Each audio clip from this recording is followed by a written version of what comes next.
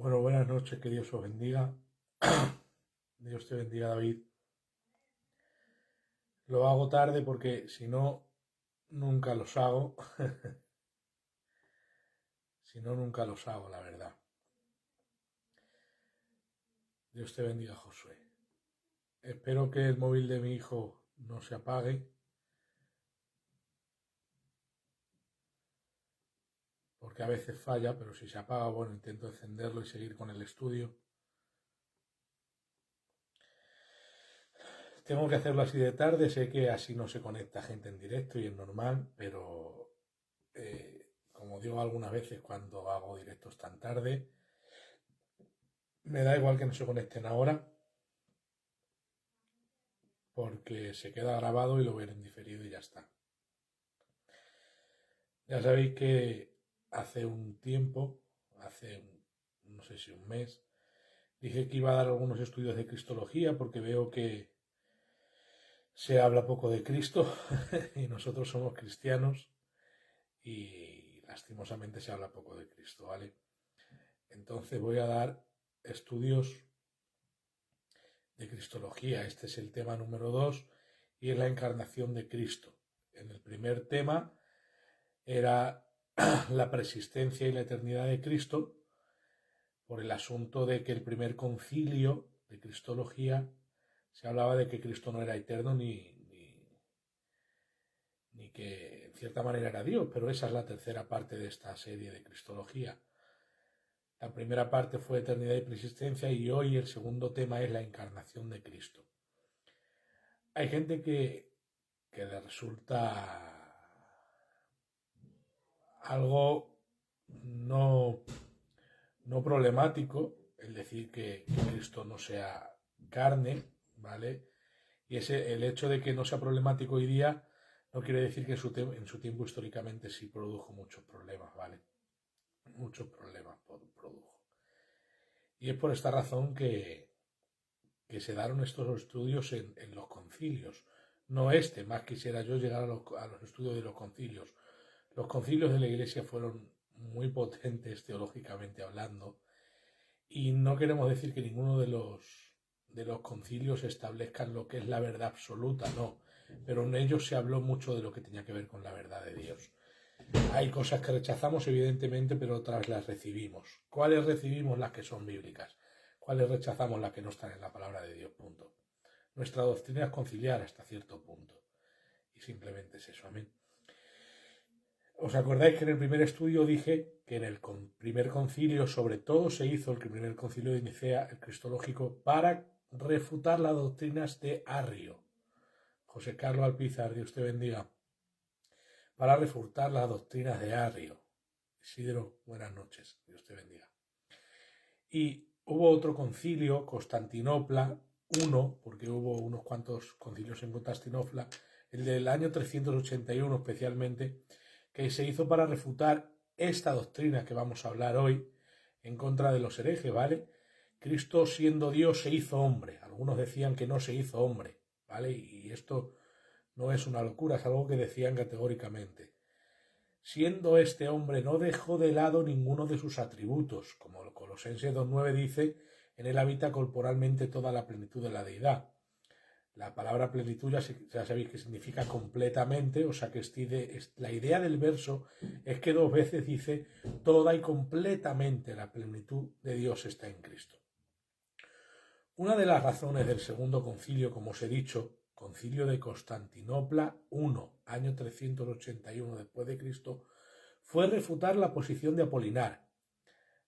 La doctrina de Apolinar era, ¿vale?, en resumidas cuentas, que Cristo no podía ser 100% hombre, ¿vale?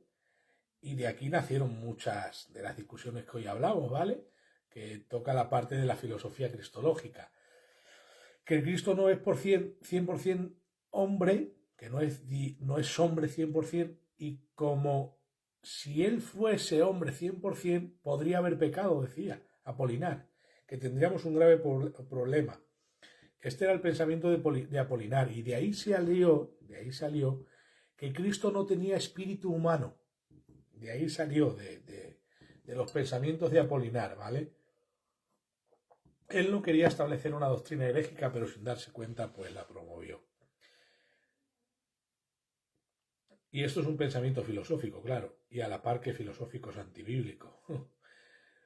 Porque él decía que si Cristo era 100% humano, podía pecar. Y por eso se redujo su humanidad. Mira, voy a leer lo que tengo escrito. Cristo no podía ser perfectamente humano porque podría haber tenido la oportunidad de pecar y hubiésemos tenido serios problemas, decía Apolinar, fíjate. Este pensamiento, a la par que filosófico, es antibíblico. La impecabilidad de Cristo es resumida a 100% cierta al aceptar que Él es Dios y Dios es santo, y esto siempre fue, es y será así y nunca cambiará.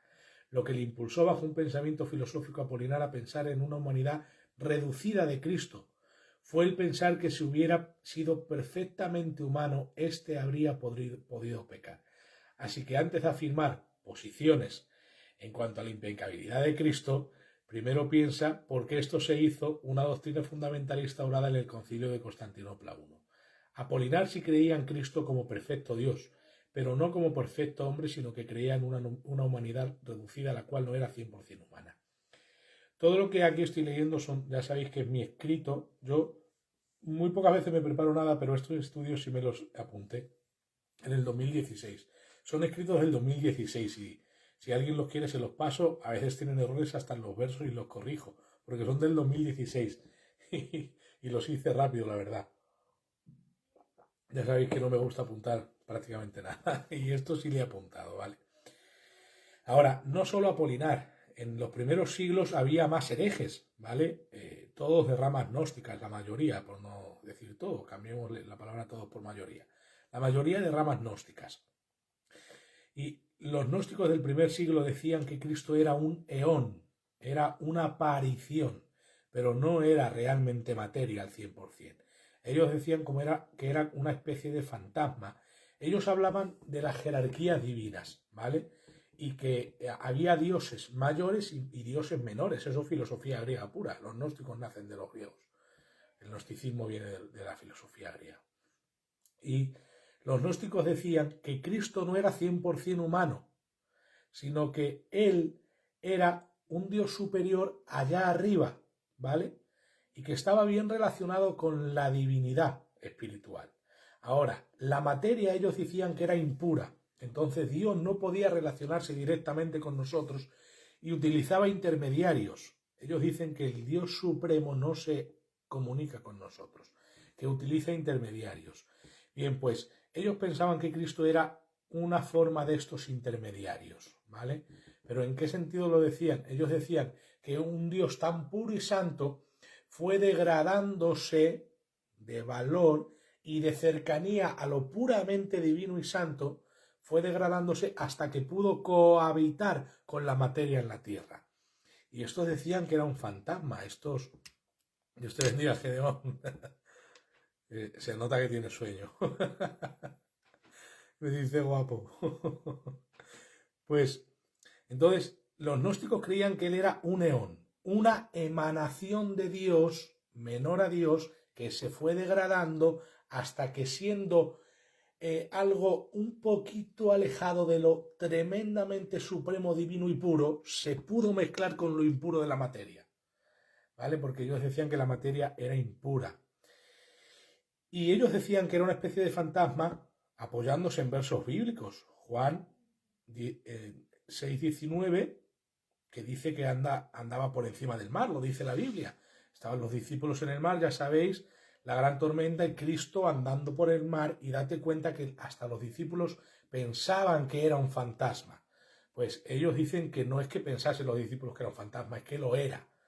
Ellos se basaban en versos bíblicos, los gnósticos, no creas que... o sea,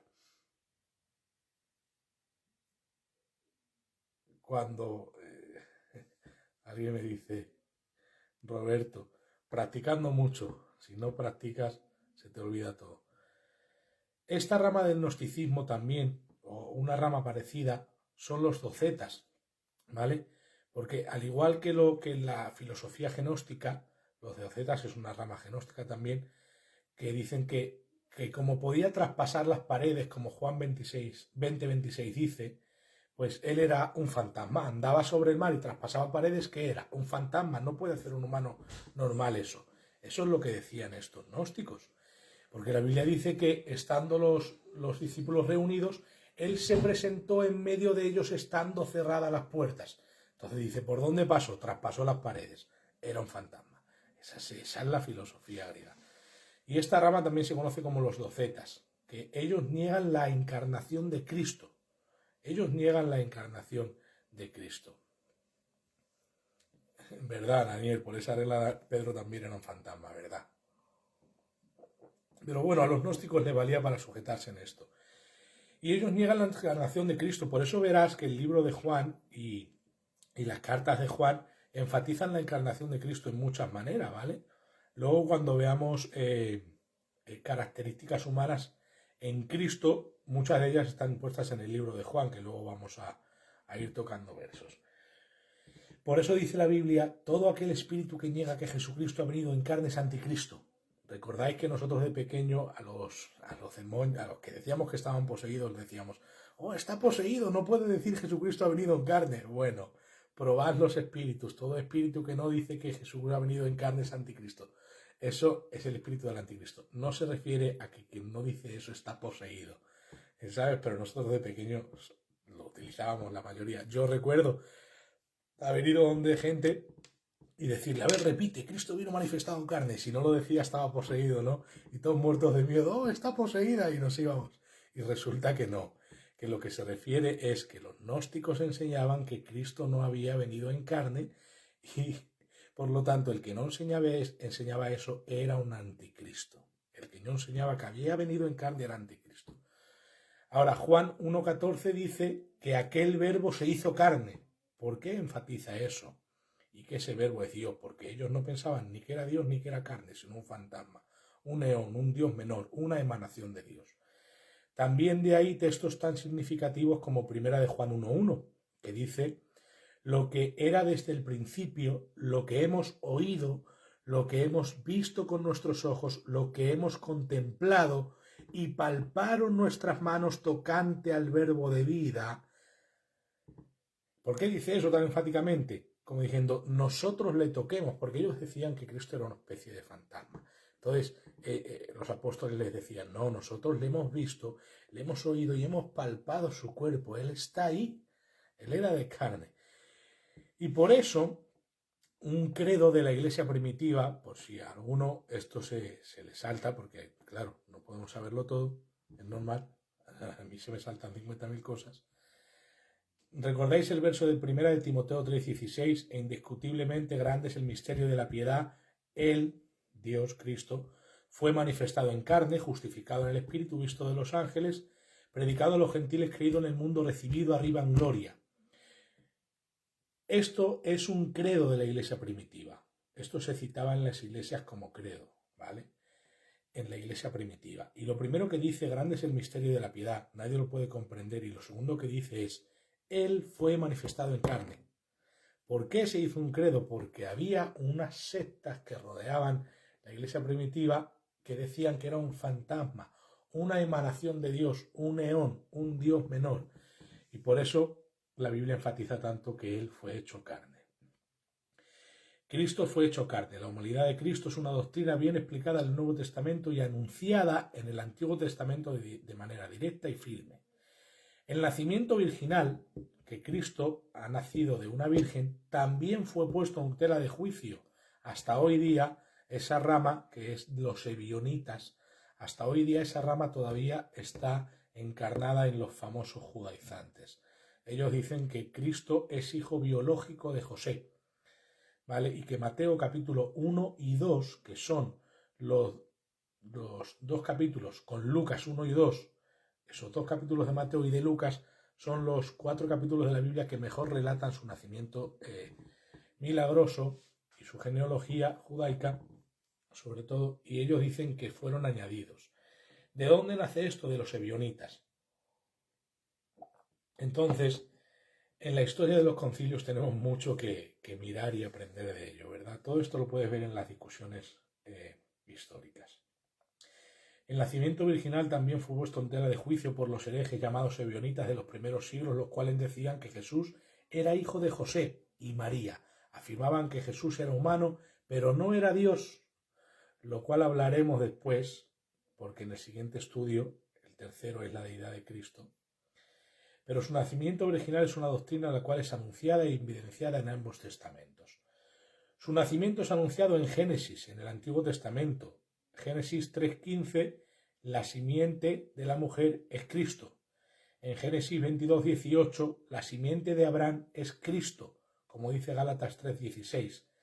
Isaías 7:40, el Emanuel Dios con nosotros es Cristo, Mateo 1:23. El Señor de Israel, de Miqueas 5:2, que sus salidas son desde la eternidad, ese también es Cristo, ¿vale? Como lo dice Mateo 2 y versículo 6. Y en Isaías 9:6, Él es el Rey eterno, el admirable consejero, Dios fuerte, príncipe de paz. Amén. Entonces, del Antiguo Testamento se anuncia su nacimiento como hombre, que nace de una mujer, que nace de una virgen. Y en el Nuevo Testamento ya sabéis, Mateo capítulo 1 y 2 y Lucas capítulo 1 y 2 con Gálatas 4:4, ¿vale? Entonces, la Biblia deja claro que él nació como hombre, pero que nació de una virgen, no de José, como padre biológico.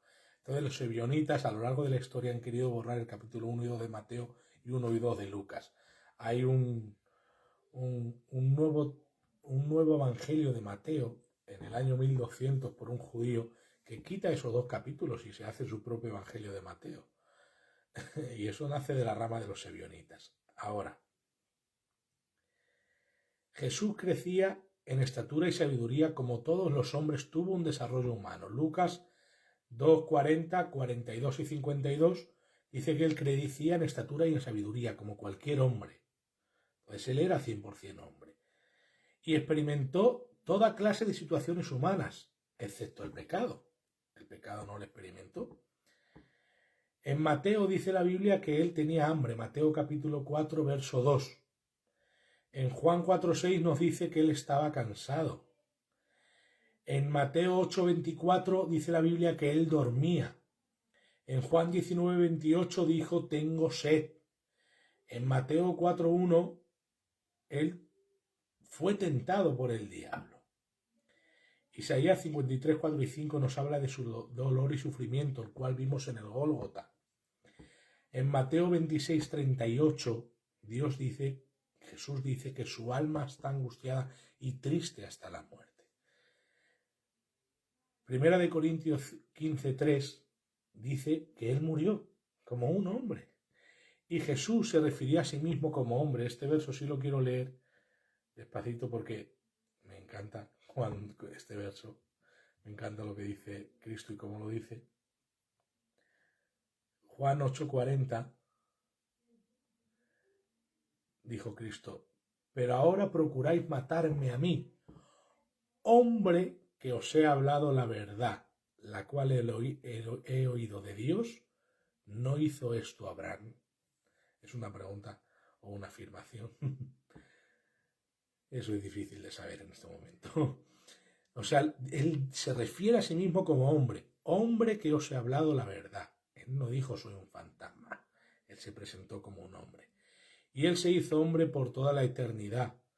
Juan 1:14 dice que el Verbo se hizo carne y 1 Timoteo 2:5 nos dice que él es el único mediador entre Dios y los hombres y dice la Biblia, Jesucristo hombre. Y esto lo dice Pablo cuando Jesucristo ya está en el cielo, sigue siendo hombre en el cielo. Como algunos dicen que Cristo en el cielo no es hombre, no se ha desencarnado. Él ascendió al cielo y dice la Biblia que aquí, así como le vemos irse, volverá, como le vimos irse, referente a los apóstoles, como le veis irse, volverá. Entonces no podemos decir que Cristo ahora está desencarnado o que no es humano. Algunos, yo he escuchado por ahí que sí. No digamos eso, hombre. Entonces, no veo razón alguna porque la humanidad de Cristo tenga que ser reducida para entender que si Él es 100% hombre puede pecar. Entonces, antes de decir, Cristo podía pecar, bueno, piensa las implicaciones que tiene, porque ninguno de los teólogos de la historia aceptaría que Cristo podía pecar sin aceptar que no tenía espíritu humano. Porque si no tiene espíritu humano, entonces no tiene voluntad humana, entonces no tiene opción a pecar. Esa era la filosofía cristológica de los siglos pasados.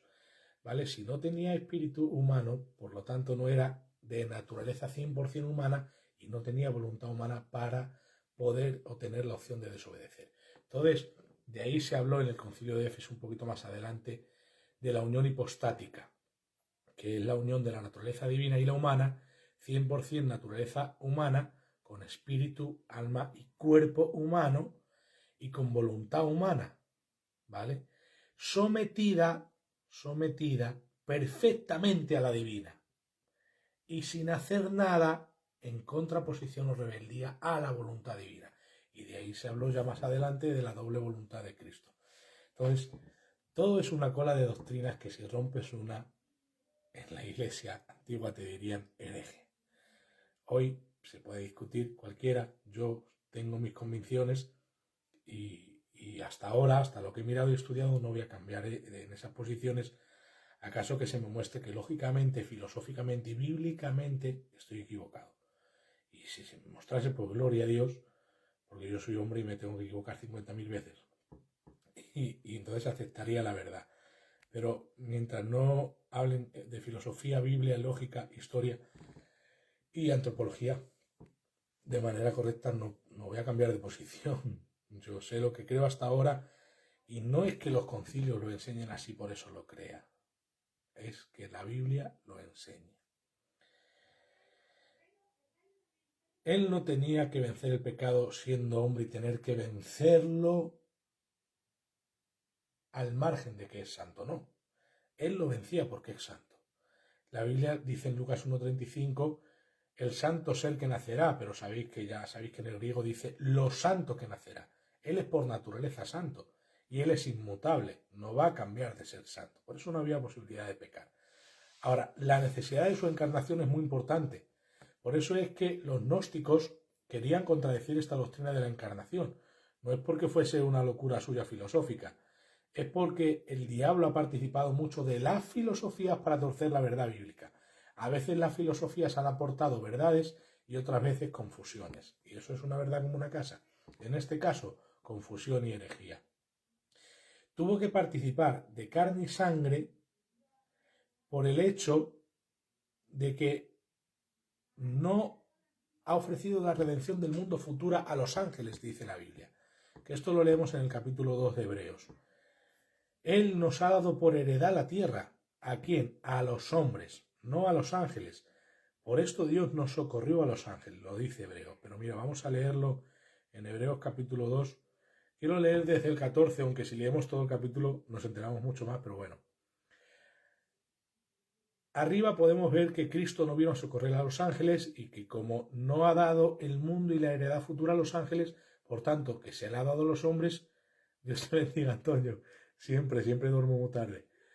Por cuanto se lo ha dado a los hombres, entonces Dios se tiene que hacer hombre para rescatarnos a nosotros. Y dice, así que por cuanto los hijos participaron de carne y sangre, Él también participó de lo mismo para destruir por medio de la muerte al que tenía el imperio de la muerte, esto es, al diablo, y librar a todos los que por el temor de la muerte estaban durante toda la vida sujetos a servidumbre. Y dice, porque ciertamente no socorrió a los ángeles, sino que socorrió a la descendencia de Abraham, humanos, por lo cual debía ser en todo semejante a sus hermanos, para venir a ser misericordioso y fiel sumo sacerdote en lo que a Dios se refiere, para expiar los pecados del pueblo.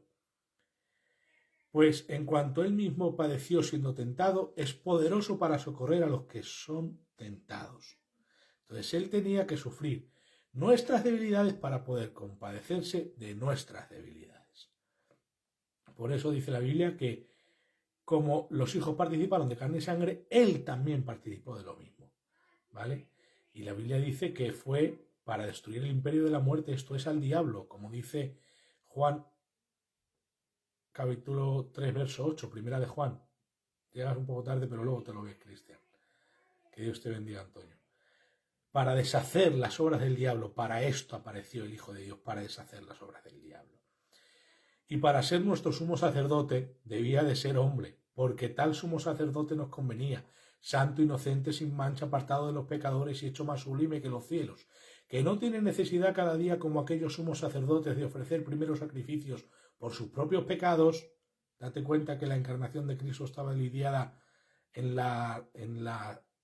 los problemas doctrinales a pecado y 100% humanidad, y aquí dice, porque tal sumo sacerdote nos convenía, santo, inocente, sin mancha, apartado de los pecadores y hecho más sublime que los cielos, que no tiene necesidad cada día como aquellos sumos sacerdotes de ofrecer primero sacrificios por sus propios pecados.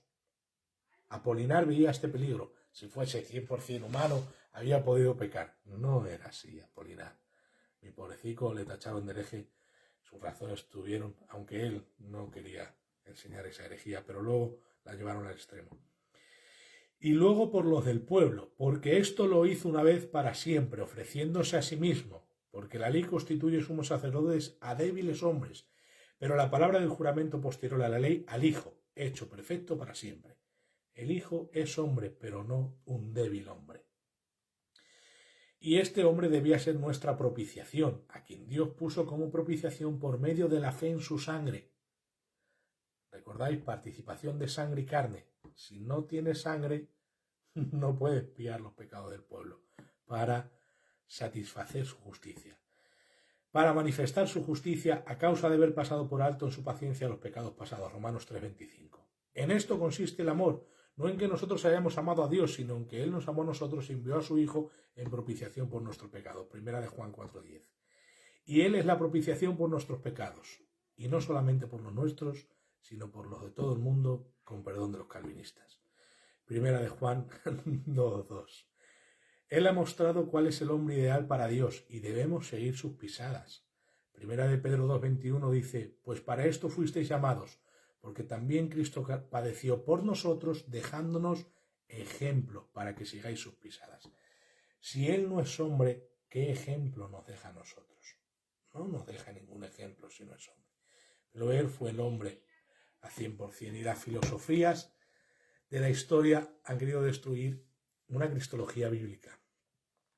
Él era un neón, Él era un fantasma, traspasaba paredes, andaba por el mar. Sí, pero Él se hizo carne y nosotros lo palpemos, dijeron los apóstoles. Lo hemos palpado, lo hemos tocado. Nosotros hemos comido con Él. Él ha tenido sed y lo dejaron, por eso lo dejaron escrito ahí. Él ha tenido sed, Él ha tenido hambre, Él ha estado durmiendo, Él ha estado cansado. Él es hombre 100%.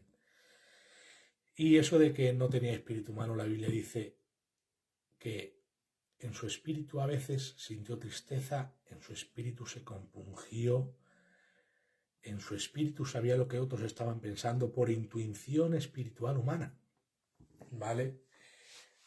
Y es por eso que luego se habló en los siguientes concilios de la filosofía de la unión hipostática, que eso lo voy a tocar en el último estudio de esta serie de Cristología. Así que, mira, no llevo ni media hora y tenéis que repetiros el estudio porque he dado los versos muy rápido, la verdad, ¿vale? Los versos esos que hablo del hambre, el cansancio, el sueño, la sed, la tentación, el dolor, el sufrimiento, tristeza, muerte, que Jesucristo se refería así como hombre y que es hombre eternamente. Los he dado rápidamente, pero los he dicho uno por uno para que los podáis ir apuntando. Y luego ya sabéis, quien quiera el escrito yo se lo paso. Si encontráis errores de versos o de gramática o de lo que sea, me lo decís porque hace 4 años que los hice, ¿vale? Y los quiero dar ahora porque creo que es importante que hablemos de Cristo. Por eso, comparte el vídeo para edificar a otros, pongo abajo, porque últimamente no se habla de Cristo y necesitamos hablar de Cristo, lo repito. Amén. El primer tema hablé del problema del primer concilio, que fue la preexistencia de Cristo. El que lo quiera me lo dice y yo se lo paso, ¿vale? Sabéis que a mí me da igual compartir lo que es mío, porque no es mío, es de Cristo. Y aparte que os digo de dónde son las fuentes son libros de teología sistemática, por eso hay tantos versos sistemáticamente colocados. Amén. Entonces, si encuentras libros de teología sistemática, te ahorras el tener que escucharme, o si quieres ahorrarte el leer libros de teología sistemática, pues me escuchas en otros estudios y ya está, porque básicamente vas a encontrar lo mismo, ¿vale? Entonces, vamos a hablar de Cristo. Compartan el vídeo para que todo el mundo se entere de que hay que hablar de Cristo en las redes sociales, que somos unos religiosos cristianos que no hablamos de Cristo y hay que hablar de Jesucristo, amén.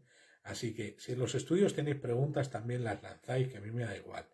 Sé que van a salir preguntas en el séptimo estudio de Cristología, que voy a hablar de filosofía, de si Cristo podía pecar o no, si Cristo tenía alma y espíritu humano, si tenía doble voluntad, y todas esas cosas filosóficas que nacen de la Biblia, que en los concilios dejaron bien establecidas, sin duda, que es importante consultar los concilios, sin duda es importante. Ojalá tuviese un libro que me hablase todo lo que hablaron en los concilios, aunque me tire un año leyéndolo, me lo leería, porque sería muy importante saber todo lo que hablaron, porque al igual que dijeron cosas que no son verdad, otras cosas fueron tremendas y profundas verdades.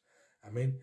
Así que compartan el vídeo para que la gente comience a hablar de Cristo. Vamos a dar estudios de Cristología. Vamos a hablar de Cristo los cristianos. ¿Qué son los cristianos sin Cristo? No existirían. Así que buenas noches y ya sabéis, quien quiera el estudio me lo dice. Si es amigo mío es que tengo 5.000 amigos casi y ya no acepto casi a nadie porque ya tengo 5.000 amigos y no puedo aceptar a más también. Tengo un montón de solicitudes esperando y no puedo hacer otra cosa. Quien sea mi amigo me hablas al privado y yo te lo envío. Y si no consigue mi número, a mí me da igual que me hablen por WhatsApp, le paso los estudios a la gente. Y si no, también lo voy a compartir aquí, como dicen los amigos, en la caja de comentarios. No sabemos por qué le llaman caja, pero le llaman así. Que Dios os bendiga, buenas noches. No sé, Daniel Montoya, si somos amigos. Si no, aquí ahora lo voy a poner en los comentarios, ¿vale? Son las 1:20, tengo un poco de sueño, aunque seguro que no voy a dormir porque me duermo muy tarde. Pero bueno, Dios os bendiga poderosamente y espero que Cristo tome estos estudios y los lleve a los oídos de quienes quieran escuchar la palabra de Dios. Amén. Que Dios os bendiga. Ahora os lo pongo por los comentarios, ¿vale? Que Dios os bendiga. Buenas noches.